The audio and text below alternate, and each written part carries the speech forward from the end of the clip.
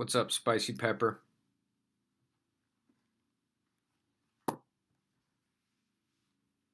Good morning. Salutations.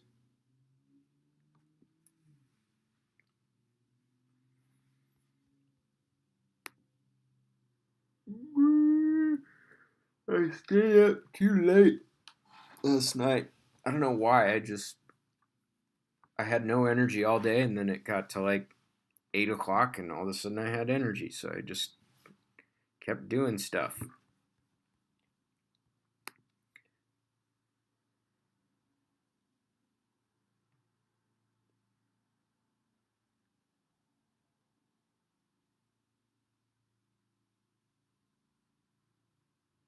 Gonna wait for a couple more viewers.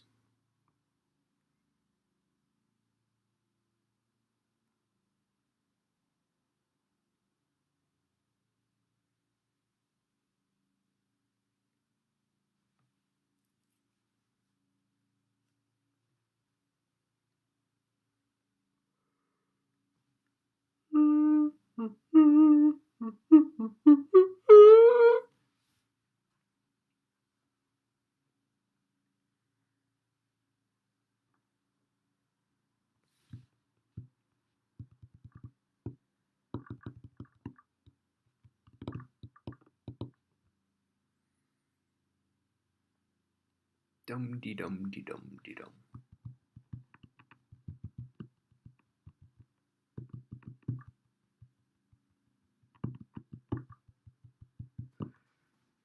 Okie dokie.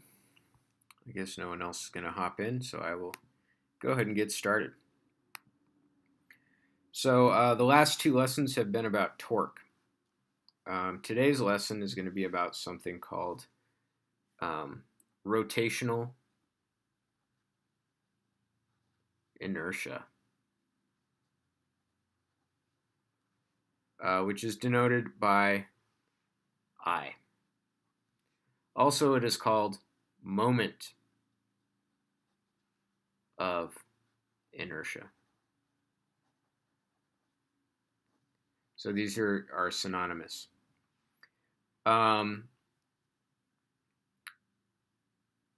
So sort of qualitatively speaking, rotational inertia measures how difficult it is to rotate an object, or how tough it is to start and or stop the spinning of an object.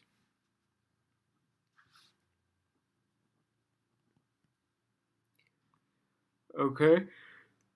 Oh my gosh. So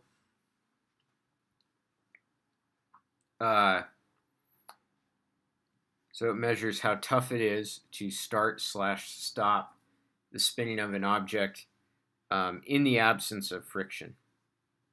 So obviously, friction would make it more difficult to start the motion of an object, but we're assuming we had, a perfectly frictionless axle that we're trying to spin something about. And it's how tough it is to start spinning about that axis. It depends on the mass distribution.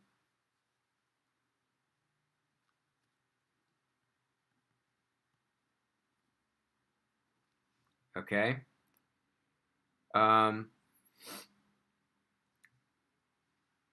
So where is the mass? And it also depends on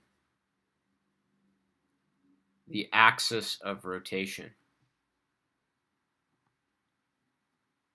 So anything that is rotating has a certain axis of rotation. So if I take this calculator and I rotate it like this, the axis of rotation is right there. If I rotate it about a different point, say right here, the axis of rotation is right there. So an axis of rotation has a certain location and it has a certain direction. You know, I could have an axis of rotation that goes through the same point but is in a different direction, and that would be something like this, okay? So the rotational inertia depends on what is your axis of rotation, okay? As well as how is the mass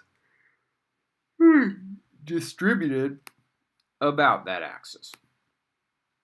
Okay, so let's suppose that this is our axis of rotation, okay? So we're going to rotate something about that axis, and this is the mass that we're going to rotate about that axis. This is a mass m. I'm going to define r to be the perpendicular distance to that axis of rotation. So have you ever, in your math class, you might have,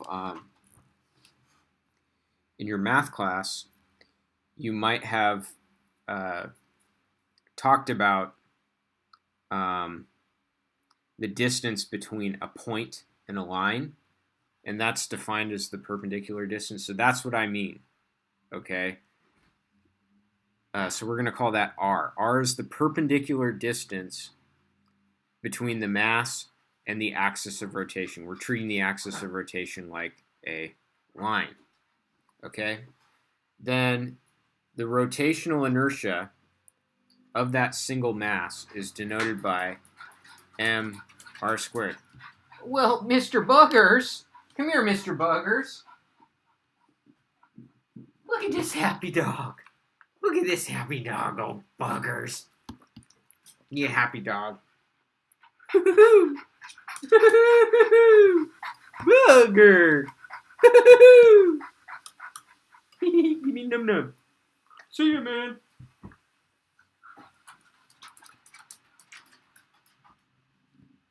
Okay, so this is the rotational inertia of a single mass, okay? If you have multiple masses, so, you know, maybe you have all different masses that are different locations from the axes, so maybe you have M1, M2, M3, M4.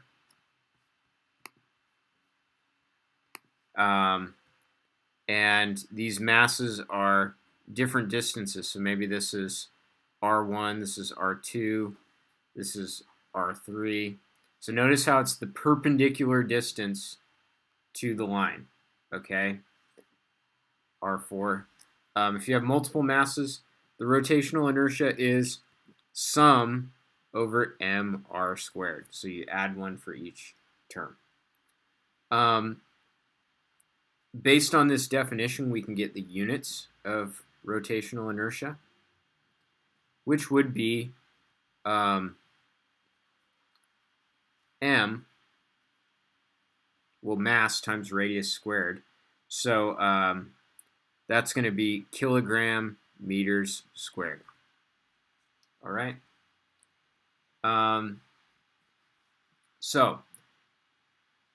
Let's just do an example of sort of this is basically what I discussed last year if you were in my class. Let's just do a brief example. Let's suppose we have a square of masses. Okay. Could you be any louder, Bug, with your tippy taps? Can you say poof? Poof? Are you being a little tippy tap boy?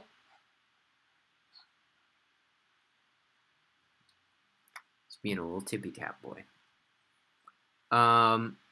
So let's suppose that each of these is a 1 kilogram mass. Oh, why did you just did a big burp? Excuse you.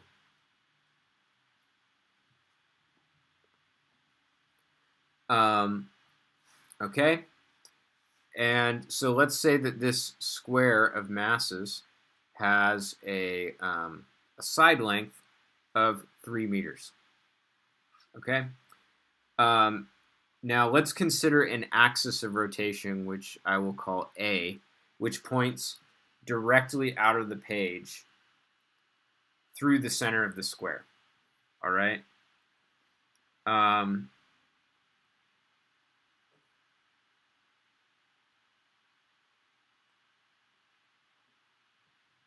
Okay. So now what we're going to have, let's compute the rotational inertia about axis A. Well, there's 4 masses, so we're going to have 4 terms. Okay. But each mass is the same distance away from the axis of rotation. And I'm not going to work out the geometry just in the interest of time, but you can work out that this distance is 3 over square root of 2. Oops, 3 over square root of 2 meters. Okay? So when I do mr squared, it's going to be 1 times r squared, so 3 over root 2 quantity squared. And then each of these 4 terms is identical. So when I add them all up, it's the same thing as just multiplying by 4. All right? So this is going to be 4 times 9 over 2. So that's going to be 18 kilogram meters squared is the rotational inertia about axis A. Okay? What if we define axis B to be an axis that is in the plane of the page right here? So here's axis B. Axis A was an axis out of the plane of the page, but axis B is in the plane of the page. Okay? One of the things we can see is that axis B passes through these 2 masses, the 2 right masses in the square. And so when that happens, the R value for those masses are 0. So anything that is on the axis of rotation does not contribute to the rotational inertia. So these 2 masses don't contribute to the rotational inertia. They have R equals 0. These 2 masses do, however, and they contribute an equal amount. Each of these masses is 3 meters away from the axis of rotation. So I have 1 times 3 squared. And then they both do equal contributions. So I take that and I multiply it by 2. So I get 3 squared, which is 9, times 2, which is 18 kilogram meters squared. So that's kind of interesting. I didn't do that intentionally, but what that means is that it would be equally difficult to rotate this system about this axis as it would be to rotate it about this axis. Okay? So that's an example of rotational inertia. Okay. So now let's sort of move on and talk about the additional stuff for this year. All right.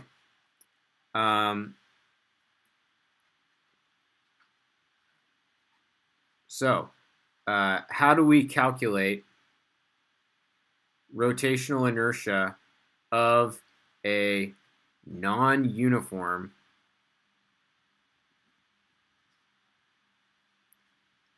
rod? Okay. So what if you have a non-uniform rod where it has a linear mass density that is not constant? Okay. So basically what happens is our formula, integral of mr squared for rotational inertia, okay, becomes, now remember, when you have something that's non-uniform, you dice it up into a bunch of pieces and the sum becomes an integration. So we have the integral of dm times r squared. Okay. Now, if you have, let's say, a rod, it has a dm dx, which is equal to lambda. So that means that dm is lambda dx. And r squared is just going to be x squared. So this becomes the integral of lambda times x squared dx. So this is the rotational inertia of a one-dimensional rod.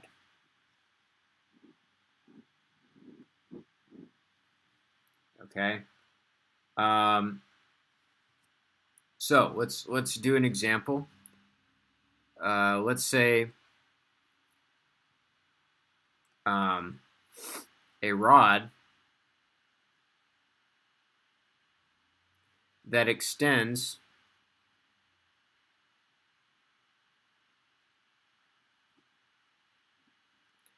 from x equals minus 2 meters to x equals plus 2 meters has a linear mass density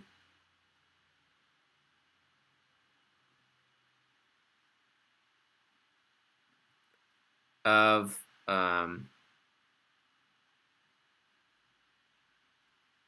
lambda of x equals, let's say, 5 minus 5/4 x squared. Okay. So what does this mean? It means that the linear mass density, this is like a concave down parabola, so kind of looks like this. So the linear mass density is greatest in the center, and it goes parabolically to 0 at minus 2 and plus 2. Okay? So we want to calculate I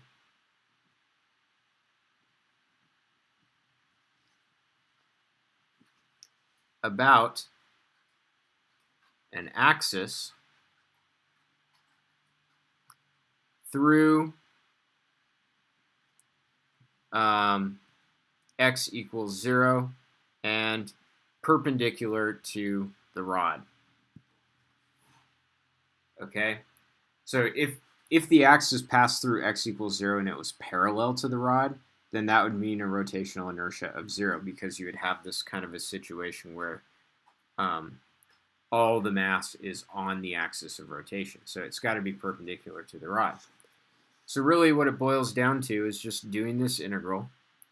5 minus 5/4 x squared, so that's lambda, times x squared dx. Okay, and we're going to do that integral from minus 2 to 2. All right, so because that is the extent of the rod. So let me just quickly do this integral. Because it's an an even function, this is going to be equal to twice the integral from 0 to 2 of 5x squared minus 5/4 x to the 4th dx. So, you can always just plug this into Wolfram alpha if you don't want to do it. Okay. So this is going to be 2 times 5 times 2 to the 3rd over 3 minus 1/4 times 2 to the 5th. I think I did that right.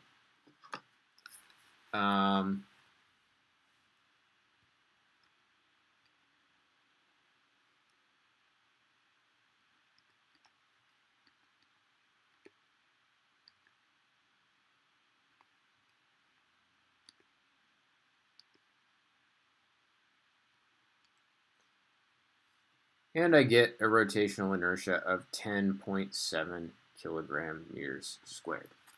Okay?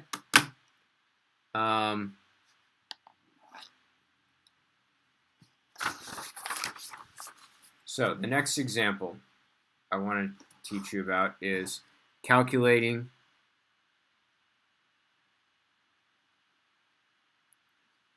I of a non-uniform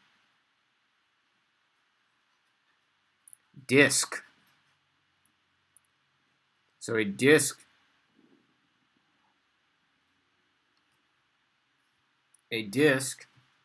when I say a disk, and I'm going to say about an axis,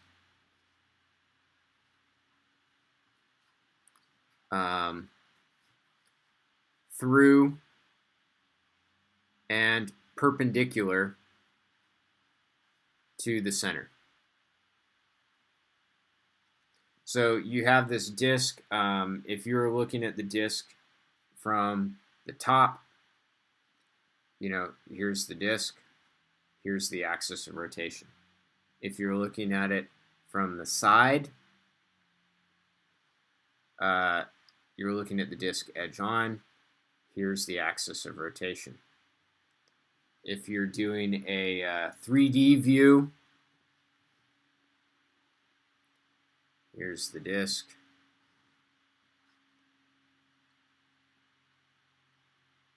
Here's the axis of rotation.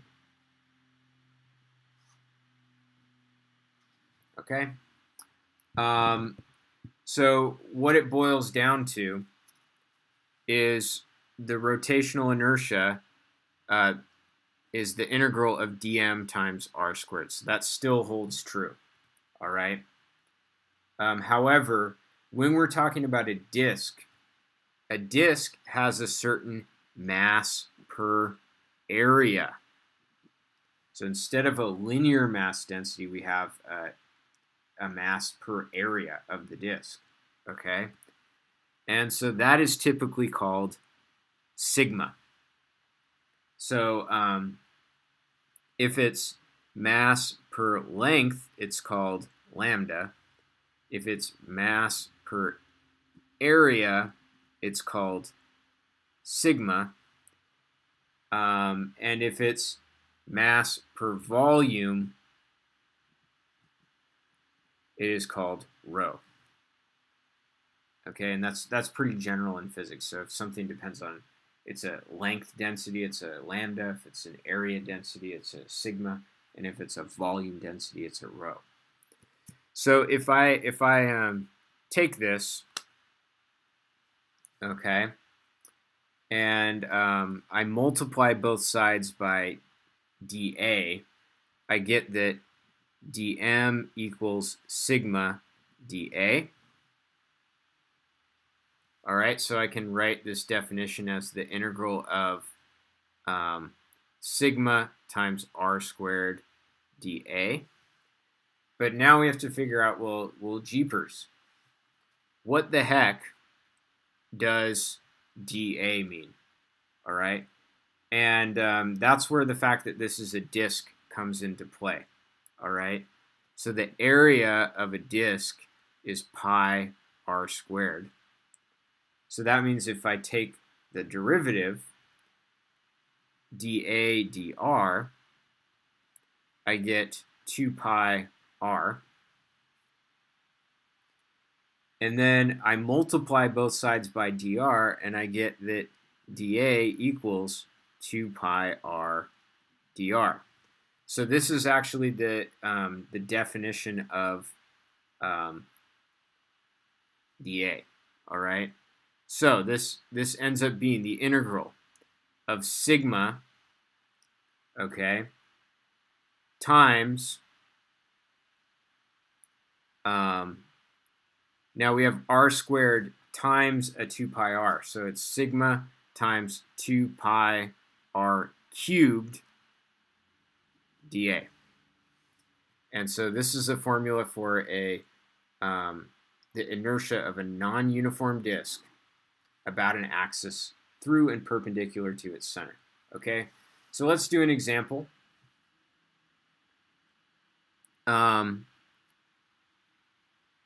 What if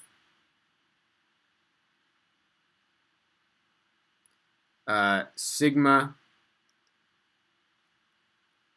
of r equals a constant? What if it's 5 kilograms per cubic meter? Or per square meter, excuse me, because it's an area density. Okay, so it's constant.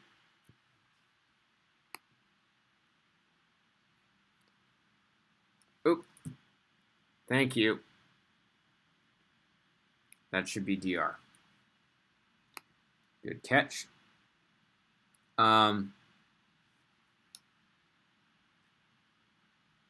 Okay, so what if sigma is a constant, and so sigma does not necessarily have to be a constant. It could be something where it's the density is varying. So maybe there's more mass towards the center of the disk than there is at the edge. Or actually, let's make it not constant. Let's make it 5 over r. Okay, so this would be a situation where there's a lot of density at the center, like infinite density at the center, and there's less and less density as you go towards the outside. So more of the mass is concentrated in the middle of the disk. And the disk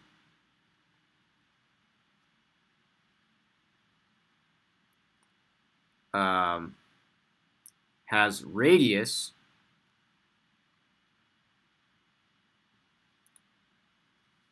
let's say 3 meters. Calculate the rotational inertia. Okay. All right. So we just basically do this integral. Okay. So we go the integral, and this is going to go. So r. This is interpreting r in the sense of polar coordinates.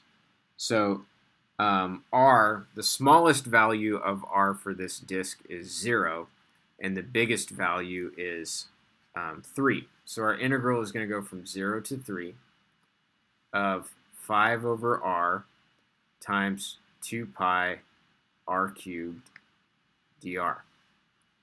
All right.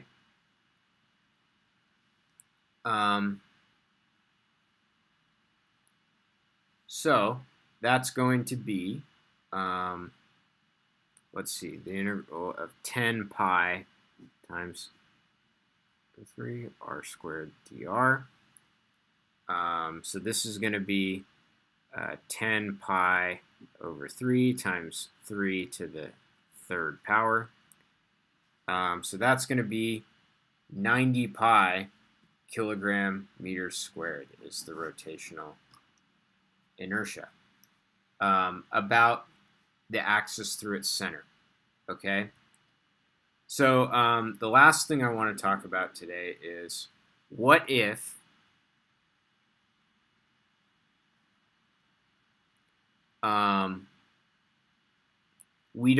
we want to know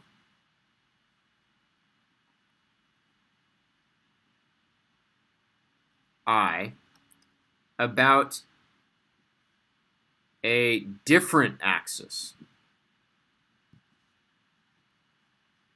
So there's a theorem, which I will not prove here, which is called the parallel axis theorem.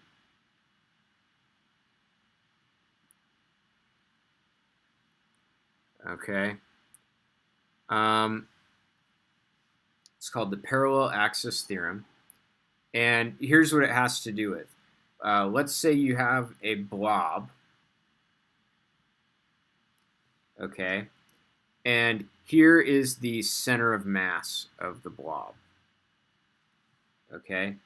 And you know the rotational inertia. So you were able to do a calculation for the rotational inertia about an axis that passes through its center of mass. You can actually calculate the rotational inertia about a parallel axis, as long as it's a parallel axis. And so this is an axis through the center of mass.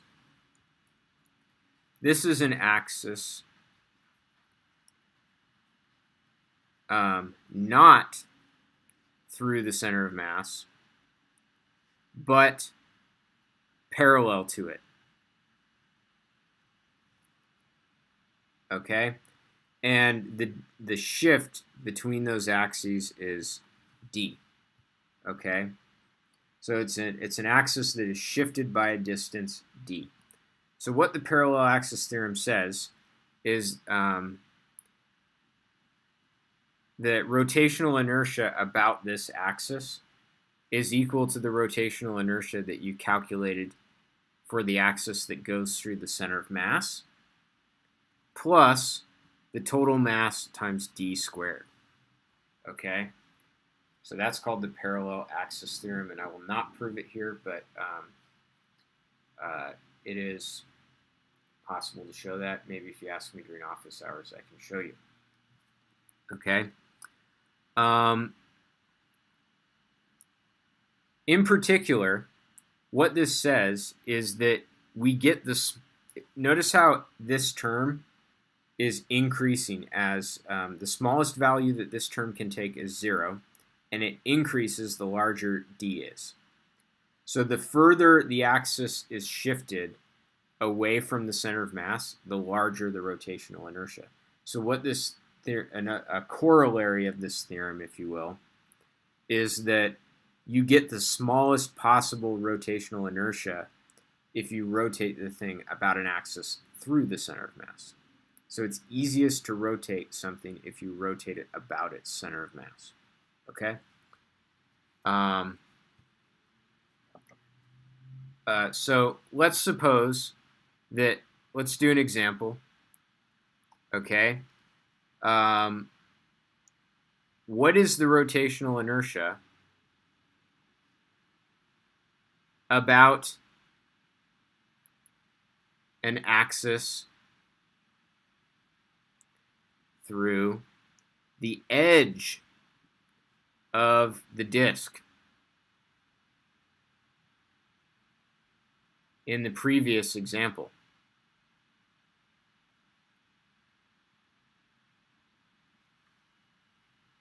Okay, the edge. So we're not doing an axis through the center. We're doing an axis through the edge. Okay, so the other axis is like right here. Or to do the 3D view, this is the other axis. Okay, so we can see that this is a parallel axis that is shifted from the axis through the center by, well, the radius was 3 meters. Okay, so it's shifted by 3 meters. All right, so according to the parallel axis theorem, the rotational inertia about that particular axis is going to be the rotational inertia about the center of mass, which we calculated was 90 pi, plus m times d squared, so times 3 squared. So we have to get the mass. How do we get the mass? Well, I'm going to do a little sidebar calculation somewhere.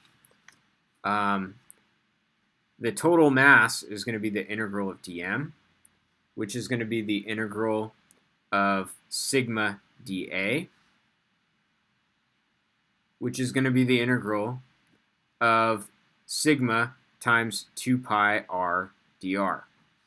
Okay, so this little equation right here is how you get the total mass of a disk. Okay, so I got to do that integral. So the integral of sigma, which was 5 over r, times 2 pi r dr. So that's going to be 5 over r times 2 pi r dr. So that's going to be the integral of 10 pi dr from 0 to 3, which is 30 pi. Okay? So we have 90 pi plus 30 pi